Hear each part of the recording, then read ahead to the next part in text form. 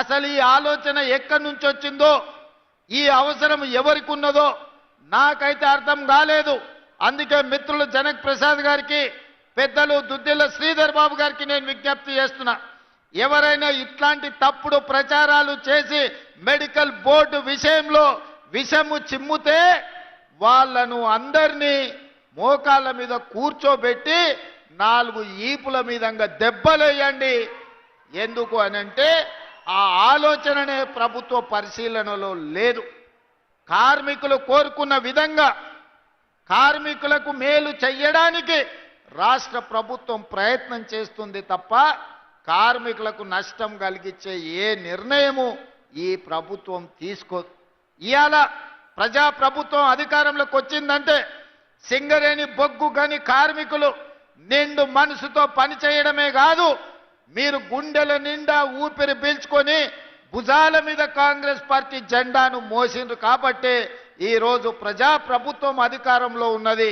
ఈ ప్రభుత్వం మీది మీ సమస్యల్ని పరిష్కరించే బాధ్యత ఈ ప్రభుత్వం తీసుకుంటుంది తప్ప కార్మికులకు నష్టం వచ్చే ఏ పని కూడా ఈరోజు మా ప్రభుత్వము చెయ్యదు. అదేవిధంగా డిస్మిస్ కార్మికులకు సంబంధించి 217 మంది ఉన్నారని మిత్రులు గండ్ర సత్యనారాయణరావు గారు నా దృష్టికి తీసుకొచ్చిండ్రు. ఈ సమస్యను ఏ విధంగా పరిష్కరించాలనో తప్పకుండా ప్రభుత్వము పరిష్కరిస్తుంది. అదేవిధంగా ఈనాడు గృహ నిర్మాణ శాఖ మంత్రివర్యులు వేదిక మీద ఉన్నారు. వారిని మనస్ఫూర్తిగా నేను అభినందిస్తున్నా. ఆనాడు 2004 నుంచి 2014 వరకు 10 సంవత్సరాలు డాక్టర్ వైఎస్ రాజశేఖర రెడ్డి గారు అడిగిన ప్రతి వాడికి, ఇల్లు లేని ప్రతి పేదవాడికి 25 లక్షల ఇందిరమ్మ ఇండ్లు 10 సంవత్సరాలలో కాంగ్రెస్ పార్టీ కట్టిస్తే 2014లో చంద్రశేఖరరావు గారు పిట్ట కథలు, బుర్ర కథలు చెప్పిండు. అసలు అగ్గిపెట్టె లాంటి ఇల్లు అందులో ఎట్లుంటారు? అదో ఇందిరమ్మ ఇల్లు ఇల్లేనా? కొడుకొస్తే యాడుంటే, కొడుకు కోడలుంటే యాడుంటారు? పండుగ పూట బిడ్డ అల్లుడు వస్తే యాడవంటారు? గొర్రె పిల్లను కుక్క పిల్లను ఉంటే యాడ కట్టేసుకుంటారు. మీకు డబల్ బెడ్రూమ్ ఇల్లు ఇస్తామని దంచి మాటలు చెప్పిండు. మరి ఎవరికన్నా ఈడు ఉన్నోళ్ళకి, ముఖ్యంగా మా అక్కల్ని అడుగుతున్నా, మీకు ఎవరికన్నా డబల్ బెడ్రూమ్ ఇల్లు వచ్చిందా అక్క? మనకు మాత్రం డబల్ బెడ్రూమ్ ఇల్లు రాలే. 1000 ఎకరాల ఎర్రవల్లిలో ఆయనకు ఫామ్ హౌస్ వచ్చింది. 100 ఎకరాలలో ఆయన కొడుకు జన్వాడల ఫామ్ హౌస్ వచ్చింది. 50 ఎకరాలలో ఆయన అల్లుడికి హరీష్ రావు గారికి మోయినాబాద్లో ఫామ్ హౌస్ వచ్చింది. కేసీఆర్ బిడ్డ కవితకు శంకర్పల్లిలో 25 ఎకరాల ఫామ్ హౌస్ వచ్చింది. ఆయన్నే కాదు, ఆయనకు మందు గోళీలు అందించే సంతోష్రావు కూడా 20-30 ఎకరాల ఫామ్ హౌస్ వచ్చిందయా. ఇక రాంది ఎవరైనా ఉన్నారంటే ఎర్రవల్లి ఫామ్ హౌస్లో కేసీఆర్ క్లాస్మేట్ ఉంటాడు ఒక ఆయన, జాంగీర్ అని. చదువుకున్నప్పటి నుంచి ఆయనతోనే ఉన్నాడు. నిన్నగాక మొన్న ఆయన చేతికి దట్టి కట్టింది కూడా గాయననే జాంగీర్.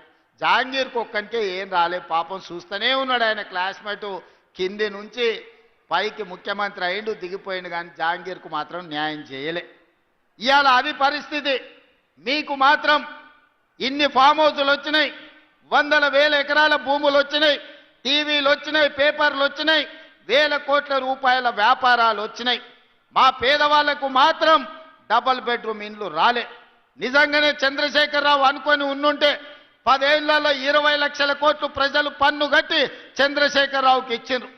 సంవత్సరానికి 2 లక్షల ఇండ్లు ఒకవేళ కట్టున్నా 10 ఏళ్లలో 20 లక్షల ఇండ్లు కట్టడానికి అవకాశం ఉండే.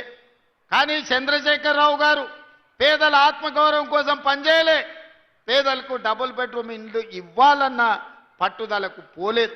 ఎందుకంటే పేదల పట్ల ఆయనకు ప్రేమ లేదు, పేదల పట్ల ఆయనకు ఎలాంటి పట్టింపు లేదు.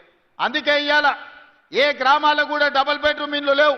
అందుకే ఆనాడు జరిగిన ఈ భూపాలపల్లిలో నేను వచ్చినప్పుడు రైతు పోరుబాట ఇక్కడనే నేను వచ్చి చేసిన.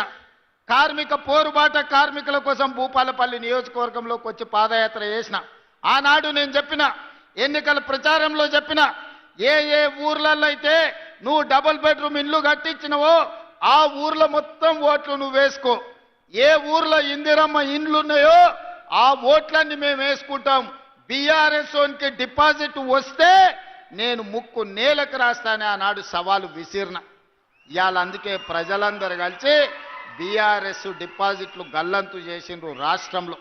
అందుకే ఇవాళ తెలంగాణ రాష్ట్రంలో ప్రతి నియోజకవర్గానికి 3,500 ఇండ్ల ప్రకారం 4.5 లక్షల ఇండ్లు 22,500 కోట్ల రూపాయలతోని ఇల్లు వచ్చిన ప్రతి పేదవాడికి 5 లక్షల రూపాయలు ఉచితంగా, ఎవ్వరికి ఒక అనా పైసా లంచం లేకుండా, దళార్లు లేకుండా, మధ్యలో ఎవరికన్నా కమిషన్లు లేకుండా ఈరోజు పేదల ఖాతాలో నగదు పడుతుందంటే మిత్రులు శ్రీనివాసరెడ్డి గారు నిరంతరం పర్యవేక్షించడం వల్ల తెలంగాణ రాష్ట్రంలో 4.5 లక్షల పేదలకు మేలు జరిగింది.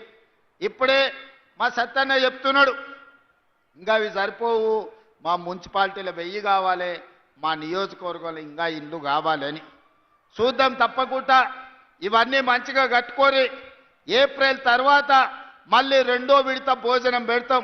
ముందైతే నాష్ట తినుండ్రి, మళ్ళీ మధ్యాహ్నం భోజనం మంచిగా పెడదాం. మీరు టిఫిన్ తినకుండా ఈ ప్లేట్లు అట్లే పెట్టుకుంటే వడ్డించాలన్న కష్టమవుతుంది. మీకు ఇచ్చిన ఇండ్లన్నీ ఈరోజు మీరు నిర్మించుకోండి, పూర్తి చేసుకోండి.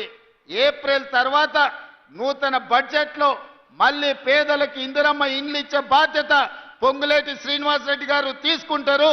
పేదల ఆత్మగౌరవం పెరిగే విధంగా మా ఆడబిడ్డలు మనస్ఫూర్తిగా మమ్మల్ని ఆశీర్వదించే విధంగా ఇందిరమ్మ ఇండ్లు 2వ విడత మంజూరు చేసి పేదల ఆత్మగౌరవం నిలబెట్టే బాధ్యత మన ప్రభుత్వం తీసుకుంటుంది అని చెప్పి నేను ఈరోజు మీకు అందరికి తెలియజేస్తున్నా.